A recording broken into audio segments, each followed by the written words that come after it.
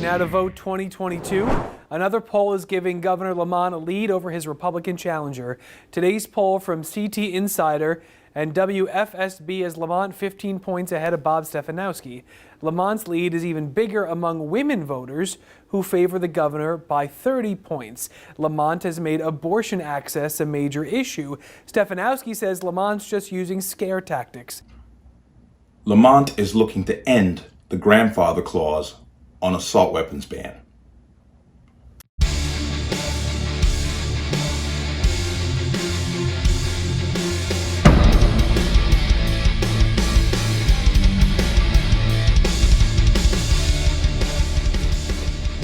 Welcome to another installment of the Connecticut Gun Bench. Today's video is brought to you by P.A.N. Firearms, LLC. P.A.N. Firearms for your NRA certification and multifaceted gun training.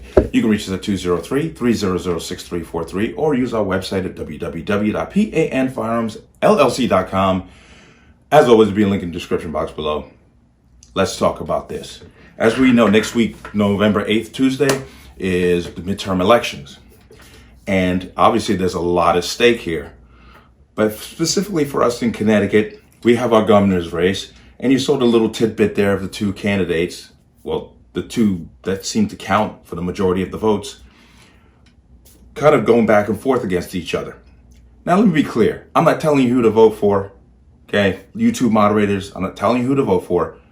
I'm talking about this specific issue. But apparently it's come to light that Lamont is looking to revisit Connecticut's assault weapons ban. Now, if you remember, not too long ago, he came out with Governor Bill number 16, which was technically going to end the pre-ban exemption and the others in Connecticut. Now, the backlash was huge, and it wasn't so much just the pro-gun crowd that had the problem with it. There were a lot of other groups that had issue with the governor's bill in general, which kind of forced him to strip it down to nothing.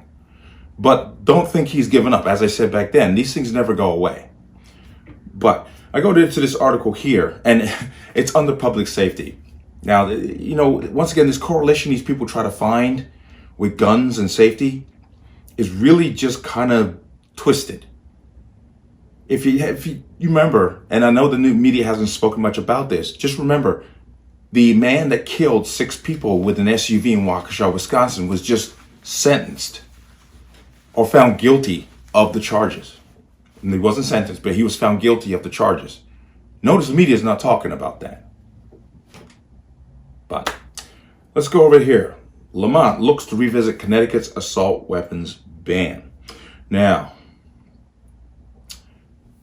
Governor Lamont signaled a willingness Tuesday to revisit the assault weapons ban Connecticut policymakers adopted in response to the Sandy Hook Elementary School shooting in order to make illegal weapons that had been grandfathered under the 2013 law, which means all those people who rushed down to sign up, sign their guns in as assault weapons to get that little piece of paper with the thumbprint on it, they now have a list of who has those guns and the addresses. Remember they told us this would never happen? These so-called anti-gun, oh, nobody's coming for your guns? Now what you got to say? The governor made remarks during the final televised debate in this year's gubernatorial race in response to a question raised related to the October murders of 2 Bristol police officers who were apparently ambushed by a man with an AR-15 style weapon. Lamont accused his Republican opponent Bob Stefanowski of grandstanding when he used the police officer's death as justification for repealing parts of the 2020 law on police accountability, then suggested firearms restrictions might be a more appropriate response to the incident. We already have firearms restrictions and it still happened. You see how they, and once again, this is something I've always talked about. Once they get a foothold on something, they build on it to the next thing because they're not solving the issue or the problem. They're not doing that. They're just coming out with more laws that only those of us who will follow them will actually do anything with them. The criminals are going to be the criminals. But this is their game. Chip away at it, little by little. And here it is. But if you want to do something serious about guns, there was a madman who was drunk with an AR-15 style assault weapons, Lamont said. That's what happened there. Get those AR-15 style assault weapons off the streets if you really want to be serious about crime. But AR-15 style assault weapons are never going to leave the streets. This is the part that these people just tend to ignore, look over, or just completely ignorant of the fact. But he expanded on the comments during the Q&A session with reporters following the debate. Quote, I think these assault-style weapons that are grandfathered should not be grandfathered. They should not be allowed in the state of Connecticut, Lamont said. I think they're killers, and we found out they're cop killers. I think they're dangerous in our community. Yeah, well, that's just, there's double speak for you. There's your political campaign ad. Okay, it's nonsense. For all these so-called assault-style weapons that we have in the hands of civilians, these things are used relatively, and I'm not saying dismissing the use of them or the crimes that come from them, but they are not used as prevalently as other so-called devices that can then kill someone. But it's grandstanding. But for his part, Stefanowski told reporters he would leave the state's firearm regulations unchanged and resisted answering questions related to his endorsement by the National Rifle Association in 2018. That was 4 years ago. I didn't seek their endorsement. This time. Connecticut has very strict gun laws, which haven't changed anything as far as violence goes. They're not going to change. We're going to enforce the heck out of them. No kidding. We need to start enforcing them, Stefanowski said. And there's another story that I'm going to talk about that is a clear example of them not enforcing gun laws and why we have this problem. Not to bait you into watching another video, but there was another situation that came up in Hartford. And I'm not going to discuss it now because we're talking about this. But it's a clear example of showing that they don't make the punishment fit the crime. But Connecticut's state current assault weapons ban was passed by state lawmakers in 2013, months after a gunman attacked a Newtown school and murdered 20 children and 6 adults with a Bushmaster AR-15 style rifle. The law banned, we know all this, the law banned sale and possession of more than 100 firearm models, but allowed residents who lawfully owned the weapons prior to April 2013 a window to register their now prohibited guns with the Department of Emergency Services and Public Protection in order to keep them. The law also made special exemptions for police and military personnel to register their weapons past the 2014 deadline. According to statistics provided Wednesday by the Department of Emergency Services and Public Protection, the state has issued nearly 82,000 certificates of possession for assault weapons, which includes registrations dating back to an earlier weapons ban that was adopted in 1994. But now they have the names and addresses of 82,000 potential confiscations. Yeah, not good. Okay. Now, I'm going to go down to here to this. Of course, they have to bring in the egghead, the biased egghead, no least. But New Haven University Associate Professor Michael Lawler, a former criminal justice advisor to then Governor Dannell Malloy, argued Wednesday that the state could adopt a law making a previously legal product illegal. No, that is it's confiscation without, it's confiscation. And you're not giving the people the value of the item you're taking. No, you can't do something like that. You said it was legal. We purchased it in good faith. Now you're telling us we have to just turn it in and no compensation whatsoever. That's illegal. Okay. However, Lawler said an absolute ban would not seriously considered, in part because it would have been difficult to pass. It wouldn't have passed. Okay. If people know now what they knew then, they wouldn't have allowed this one to go through either. But this grandfather clause in every case was a compromise with people who were objecting to the new law, Lawler said. The argument that was persuasive to some people was they legally acquired these things and now you're going to outlaw them. Isn't that confiscating property without compensation? It's not, but that's what they're arguing. Now get this guy is an associate professor at New Haven University. And he's saying that if they take something from you that you paid money for that was legal when you bought it and they just take it without compensating you, that's fine and dandy. I'd like to know where you got that idea from, but